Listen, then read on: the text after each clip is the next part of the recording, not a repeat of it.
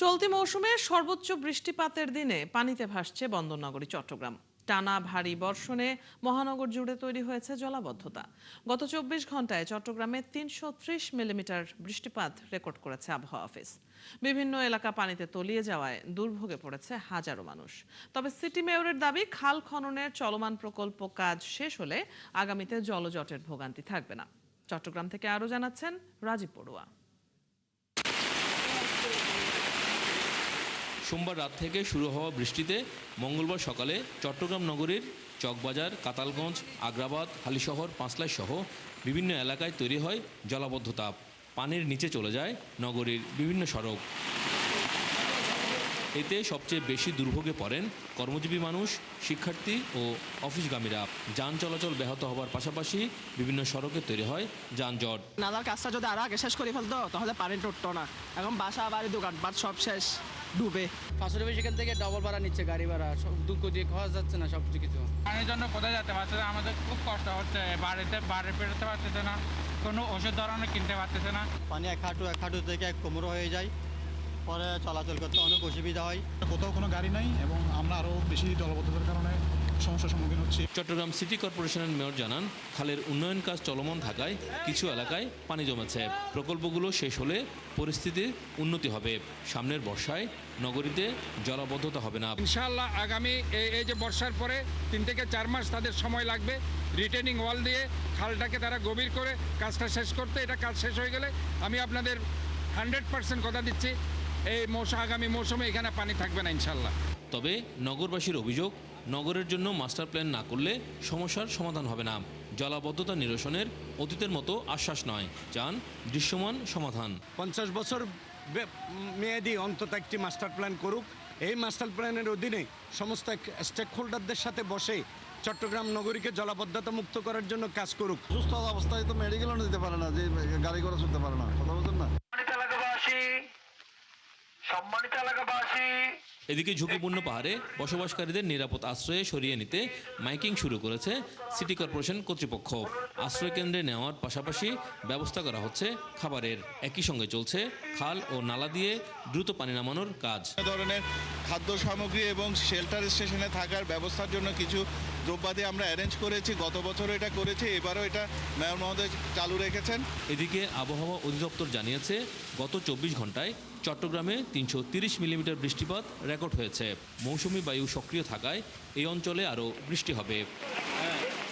রাজীব বড়ুয়া, ৭১, চট্টগ্রাম। এই মুহূর্তে নগরীর কাতালগঞ্জ থেকে সরাসরি যুক্ত হচ্ছেন সহকর্মী রাজীব বড়ুয়া। রাজীব, চট্টগ্রাম মহানগরীর এখনকার পরিস্থিতি কেমন দেখছেন? পাহাড়ি এলাকার বাসিন্দাদের কি আশ্রয় কেন্দ্রে নেওয়া হয়েছে কিনা? জেলা প্রশাসন কি বলছে?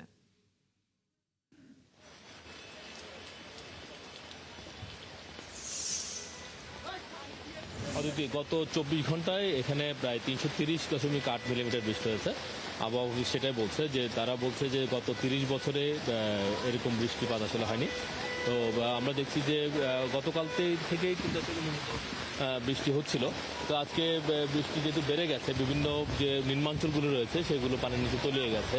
তার মধ্যে পাঁচলাই, কাতালগঞ্জ, চকবাজার, আগ্রাবাদ, হালিশহর, এইসব নিম্নাঞ্চলগুলো আসলে পানির নিচে তলিয়ে গেছে এবং সকাল থেকে আসলে লোকজনের ভোগান্তি, যারা অফিসগামী, স্কুলগামী, তারা খুব ভোগান্তির মধ্যে পড়েছে। অনেকগুলো বাসাবাড়িতেই তার দোকানপাটে পানি ঢুকে পড়েছে এবং সকাল থেকে আমরা দেখছি যে মেয়র বিভিন্ন যে জলাবদ্ধতা এলাকাগুলো রয়েছে সেগুলো পরিদর্শনে আসছেন এবং তিনি বলছেন যে যেহেতু এখনও জলাবদ্ধতা নিরসনের প্রকল্পের কাজ পুরোপুরি শেষ হয়নি, এই কারণে এখনও কিছু কিছু জায়গায় জলাবদ্ধতা তৈরি হচ্ছে।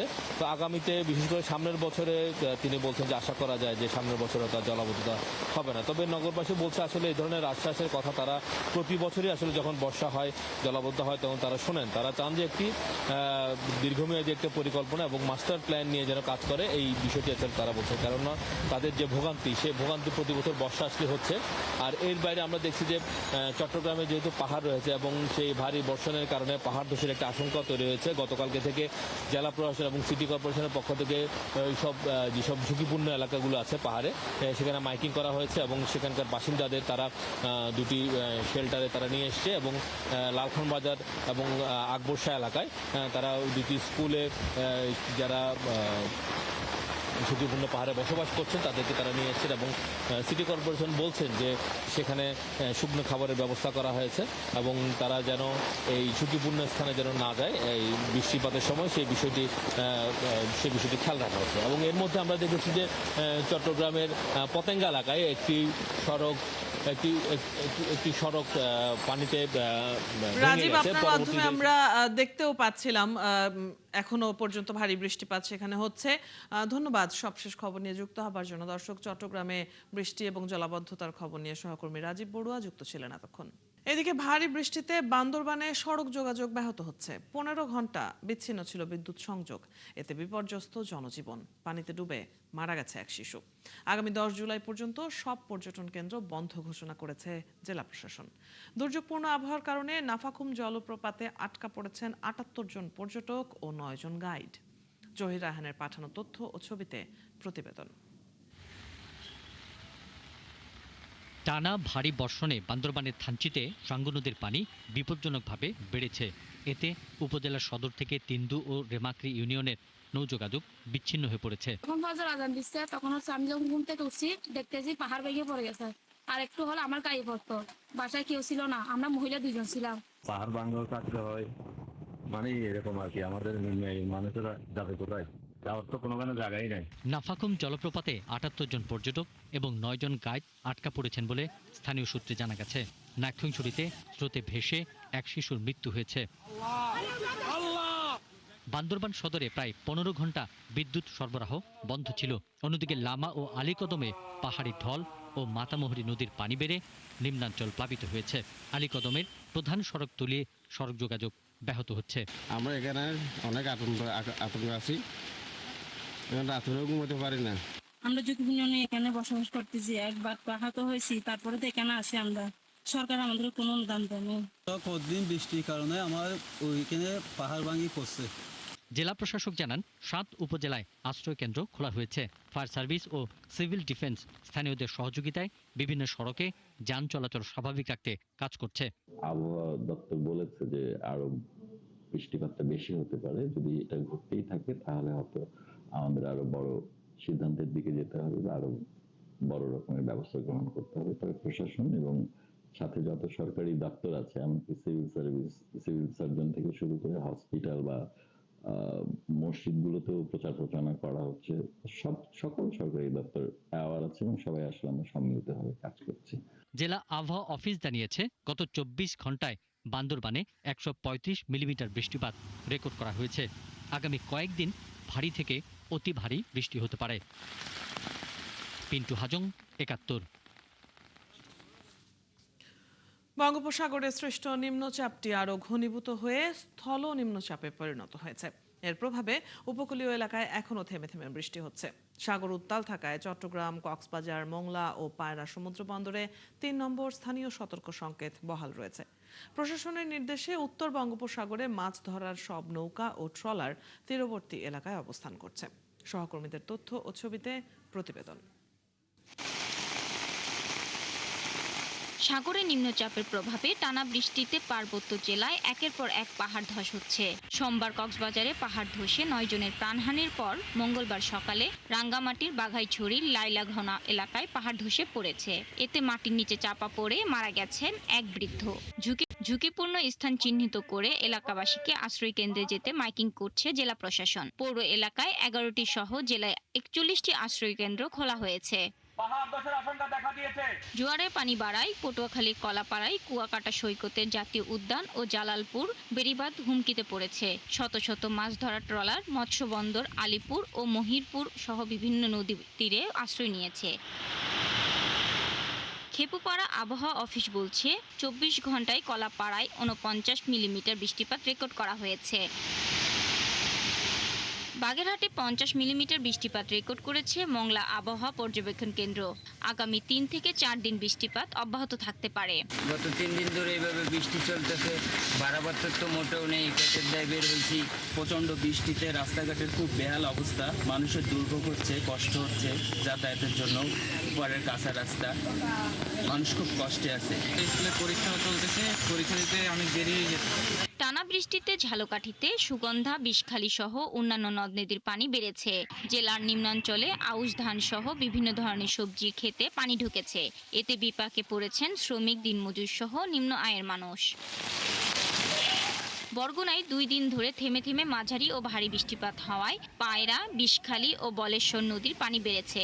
সমুদ্র উত্তাল থাকায় মাছ ধরার ট্রলার সহ পাথরঘাটা মৎস্য অবতরণ কেন্দ্র ও তালতরি বিভিন্ন এলাকায় নোঙর করা হয়েছে। শাকিলা সিথি, ৭১।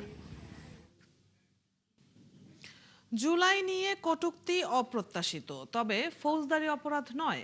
বর্তমান সরকার জুলাই চেতনাকে ধারণ করে বলে মন্তব্য করেছেন প্রধানমন্ত্রীর তথ্য বিষয়ক উপদেষ্টা ডাক্তার জাহিদুর রহমান। আজ সচিবালয়ে নিয়মিত ব্রিফিংয়ে তিনি জানান, আওয়ামী লীগের বিচার শেষ না হওয়া পর্যন্ত কার্যক্রম চালাতে পারবে না। এনসিপির সমাবেশে বোমা হামলার তদন্ত চলছে জানিয়ে উপদেষ্টা বলেন, নাহিদ ইসলামের বক্তব্য রাজনৈতিক। বিস্তারিত প্রতিবেদনে। রক্তাক্ত জুলাই মাসের শুরুতেই জুলাই আন্দোলন নিয়ে সামাজিক যোগাযোগ মাধ্যমে নেতিবাচক সমালোচনা। জুলাই নিয়ে কটূক্তি করে ফেসবুকে পোস্ট করেন অনেকে। এ নিয়ে 6 জনের বিরুদ্ধে শাহবাগ থানায় অভিযোগ গঠন করেছে একটি সংগঠন। মঙ্গলবার সচিবালয়ে নিয়মিত ব্রিফিংয়ে সরকারের মুখপাত্র ডক্টর জাহিদুর রহমান সাংবাদিকদের প্রশ্নের জবাবে বলেন, জুলাই নিয়ে কটূক্তি ফৌজদারি অপরাধ নয়, তবে সরকার জুলাইকে ধারণ করে। 5 আগস্টের আগে জুলাই স্মৃতি জাদুঘর উদ্বোধনের তথ্য দেন তিনি। এটার ফাইনাল কিছু কাজ বাকি আছে, সেই কাজগুলো করা হচ্ছে। সেটা মানে ওখানে যে জনবল নিয়োগ আছে, এরকম আরও কিছু কাজ বাকি আছে, হয়ে অবশ্যই 5 আগস্টের আগে জুলাই জাদুঘর উদ্বোধন হবে। জানান, সাভারে এনসিপি সমাবেশে বোমা হামলার ঘটনার তদন্ত চলছে। নাহিদ ইসলামের বক্তব্য রাজনৈতিক, দায়িত্বশীল হওয়া উচিত বলে মনে করেন ডাক্তার জাহেদ। অধিকারও আছে, তিনি সেটা বলতে পারেন, তবে আমরা একটা রাজনৈতিক দলের প্রধানের মুখ থেকে, যিনি অত্যন্ত গুরুত্বপূর্ণ ভূমিকা পালন করেছেন আমাদের গণঅভ্যুত্থানে, আরেকটু দায়িত্বশীল মন্তব্য। উপদেষ্টা বলেন, বিচারের পর আওয়ামী লীগ নিষিদ্ধ না হলে কর্মসূচি চালাতে পারবে। তারা একটু অপেক্ষা করুন, আদালতে এটা যাবে। আমাদের মাননীয় স্বরাষ্ট্রমন্ত্রী জানিয়েছেন, আমাদের আইসিটি থেকে জানানো হয়েছে, তদন্ত চলছে। সেই সময়টা পর্যন্ত অপেক্ষা করলেই হবে। বিচারে যদি দেখা যায় যে তাদেরকে নিষিদ্ধ করা হচ্ছে না, আবারও বলছি, এটা আদালতের এখতিয়ার, তিনি সব পক্ষকে শুনেই সিদ্ধান্ত নেবেন, তাহলে তারা তাদের কর্মকাণ্ড করতে পারবেন। এ সময় তিনি আরো বলেন, পলাতক সাবেক প্রধানমন্ত্রী শেখ হাসিনা ভারতে বসে চেহারা দেখাতে কুণ্ঠাবোধ করেন, তাই অডিও বক্তব্য দেন। উনি চেহারা দেখান না, আমি ধারণা করি এটা দেখাতে উনি কুণ্ঠিত। শারমিন নীরা, ৭১, ঢাকা। সবার জন্য স্বাস্থ্য সেবা নিশ্চিত করার আশ্বাস দিয়েছেন জিয়াউর রহমান ফাউন্ডেশনের vice president doctor Zubaida Rahman.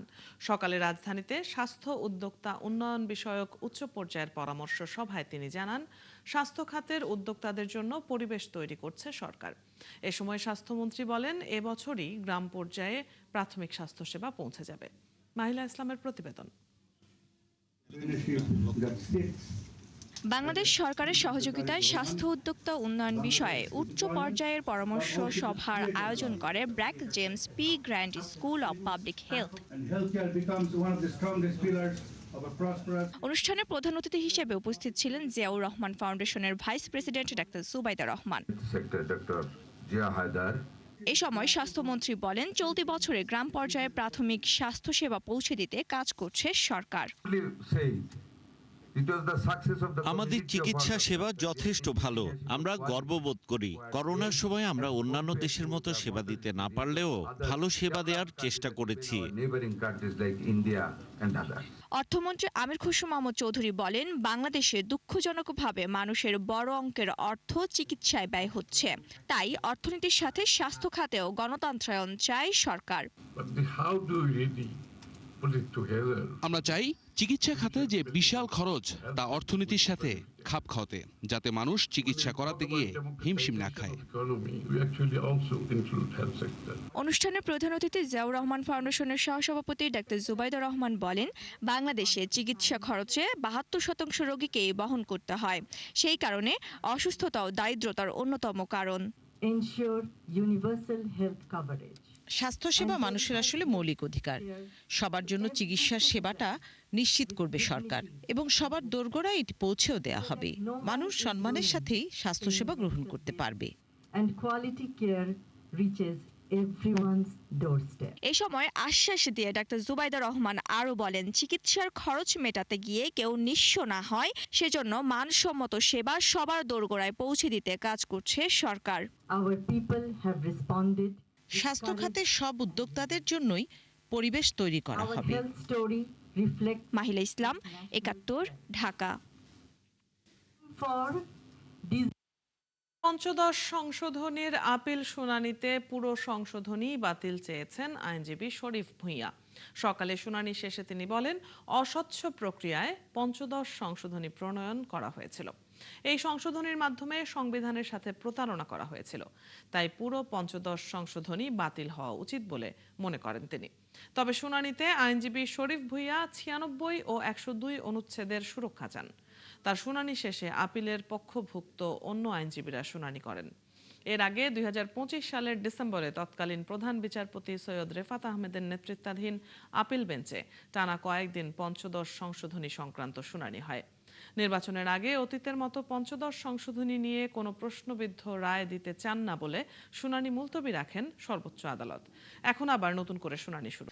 মাত্র এক কক্ষেই চলছে পুরো একটি সরকারি প্রাইমারি স্কুল, যে রুমে আবার নেই কোনো জানালা। অন্ধকার ও স্যাঁতস্যাঁতে পরিবেশে দুভাগে ভাগ হয়ে প্রতিদিন চলে ৬টি শ্রেণীর ক্লাস। এমনই অবস্থা রাজধানীর পুরাতন অংশের বাংলা বাজার সরকারি প্রাইমারি স্কুলের, যেখানে শিক্ষার্থীদের নাভিশ্বাস ওঠার পরিস্থিতি। তবে এর সমাধানে সরাসরি কোনো প্রতিশ্রুতি নেই প্রাথমিক ও গণশিক্ষা প্রতিমন্ত্রীর কণ্ঠে। ভাস্কর বাহাদুরের প্রতিবেদন, ছবি তুলেছেন শৈশব বর্মন।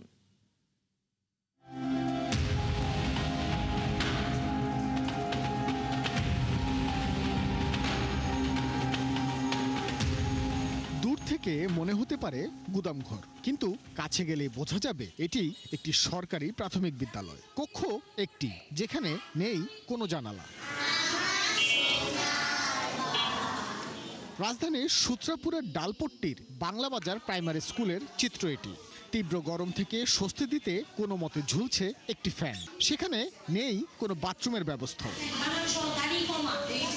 এমন অস্বাস্থ্যকর পরিবেশেই সকালে নেওয়া হয় প্রাক প্রাথমিক, প্রথম ও দ্বিতীয় শ্রেণীর ক্লাস। দুপুরে চলে তৃতীয়, চতুর্থ ও পঞ্চম শ্রেণীর। এই স্কুলের মূল ভবন নিয়ে চলছে মামলা, তাই পার্শ্ববর্তী একরামপুর স্কুলের পরিত্যক্ত রুমেই চালাতে হচ্ছে কার্যক্রম। ওরা যদি জোরে পড়ে তাহলে সমস্যা হয়, শুধু আস্তে আস্তে পড়া হয় তাহলে একটু সমস্যা কম হয়। আমাদের বাথরুম, স্কুলে একটু বাথরুম অনেক প্রয়োজন। এই পরিবেশে বাচ্চাদের লেখাপড়া করা সো টাফ। একে তো গরম, তার মধ্যে মনে করেন ৩-৪টা ক্লাস একসাথে হচ্ছে, ঠিক আছে, এবং লোডশেডিং হচ্ছে। ৩ মাস ধরে এভাবেই চলছে পাঠদান। জাতীয় সঙ্গীত থেকে শুরু করে শপথ সবই চলছে এই গুদাম ঘরেই। স্কুলের এমন পরিস্থিতির উন্নতির দিকে নজর না থাকলেও মন্ত্রণালয়ে রয়েছে নানা ধরনের নিয়ম, যার জন্য গণমাধ্যমে দুর্ভোগের কথা বলতে রাজি নন স্কুলের শিক্ষক ও শিক্ষিকারা। ক্লাস 3 ওই পাশে আমরা বেঞ্চ পেতে দিয়েছি, এটা 4, এই ডান পাশে রয়েছে 4 এর ক্লাস হচ্ছে, আর বাম পাশে আছে হচ্ছে ক্লাস 5। আমরা এই সীমিত সংখ্যক বাচ্চা নিয়ে শুরু করেছি এবং এখনো পর্যন্ত আমাদের কিন্তু ভর্তি আসছে। বাচ্চারা এই অল্প পরিসরের মধ্যে যে আনন্দটা পায়, তাদের টিফিনের ব্যবস্থা করেছি। মৌলিক চাহিদার অন্যতম অনুষঙ্গ শিক্ষা, কিন্তু সেই শিক্ষারই এমন বেহাল অবস্থা খোদ রাজধানীতে, যেখানে একটি মাত্র কক্ষে চালাতে হচ্ছে পুরো একটি প্রাথমিক বিদ্যালয়ের কার্যক্রম। এমন পরিস্থিতি নিয়ে প্রশ্ন ছিল প্রাথমিক ও গণশিক্ষা প্রতিমন্ত্রীর কাছে।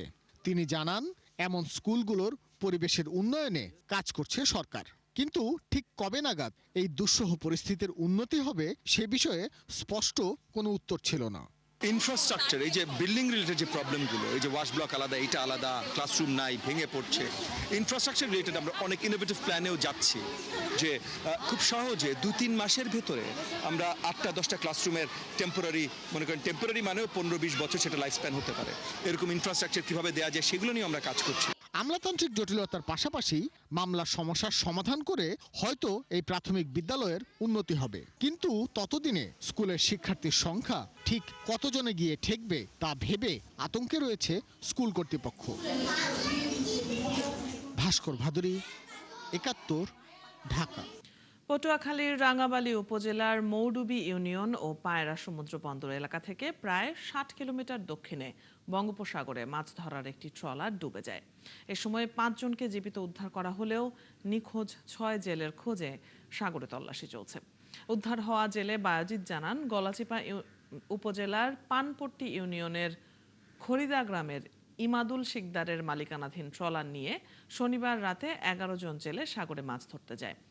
রবিবার রাত 9টার দিকে প্রবল স্রোত ও বড় ঢেউয়ের আঘাতে ট্রলারটি ডুবে যায়। এরপর তারা ট্রলার ও একটি বয়া আঁকড়ে ধরে প্রায় 6 ঘন্টা সাগরে ভাসতে থাকেন। শেষে রাত 3টায় একই এলাকার ইমাম শিকদারের একটি মাছ ধরার ট্রলার তাদের উদ্ধার করে। এখনও নিখোঁজ রয়েছেন পানপট্টি ইউনিয়নের তুলারাম গ্রামের জেলে ঝৈমাদুল খা, খরিদা গ্রামের হারুন, গজালিয়া ইউনিয়নের আদানি গ্রামের ফরকান সায়েদ ও আল আমিন এবং গলাচিপা সদর ইউনিয়নের পক্ষিয়া গ্রামের আক্কাস। চলছে সংবাদ সংযোগ। সরাসরি সংবাদ অনুষ্ঠান দেখতে চোখ রাখুন ৭১-এর ফেসবুক পেজে এবং সাবস্ক্রাইব করুন ৭১-এর ইউটিউব চ্যানেল। থাকুন ৭১-এর সাথে।